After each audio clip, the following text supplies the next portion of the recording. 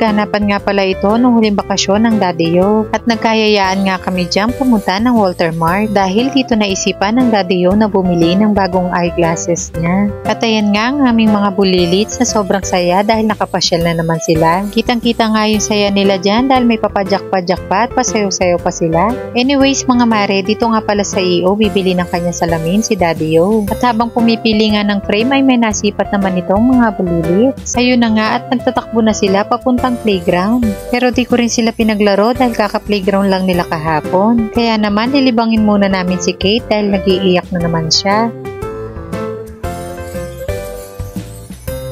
At nang okay na nga siya ay bumalik na kami agad sa EO. At pinila na rin namin siya dyan ng bubbles para naman may mapaglilibangan siya.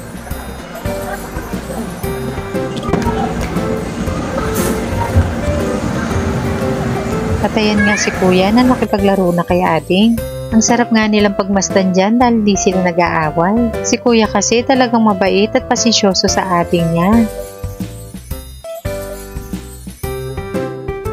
Hindi nga nagtagal ay nakuha na ni Daddy Yo yung salamin na pinagawa niya. Ayan nga at suot niya na agad. At dahil salamin is life nga kay Daddy Yo kaya naman taon-taon kung magpagawa siya ng salamin. Pagkatapos nga sa Walter Mart ay sa SM naman kami pupunta para doon maghapunan. Hindi naman kalayuan itong SM sa Walter Mart kaya naman wala pang 10 minuto ay nandito na kami. Pagpasok nga ng mga bulilit sa tungtuhan na sila sa nakita nila dahil puro chocolates nga itong bumungad sa kanila. Alam nga, sabi mo kay M&M's? I love you! That's a big M&M's! No way! That's a big M&M's! At pagkatapos nga nilang pagtripan si M&M ay inaya ko na sila sa kakainan namin. At habang naglalakad nga ay natapilok pa tong si Ate Chi. Tawanan nga kami dyan at buti na lang hindi siya nasaktan.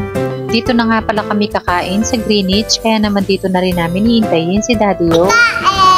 Yes, Ay, gusto ko mag-inom. At ayan nga, mukhang gutom na si Ading Kate. Kaya naman sabi ko sa kanila, magpicture muna kami. Habang iniintay ang Daddy Yo dahil nagpark siya ng sasakyan. At hindi nga nagtagal ay dumating na si Daddy Yo. At ayan nga, sinalubong pa ng batang gutom. Umorder na rin kami agad at pizza combo meals ang napili namin. At ilang minuto lang ang hinintay namin at sinerve na rin agad. Tara mga mare, kain tayo.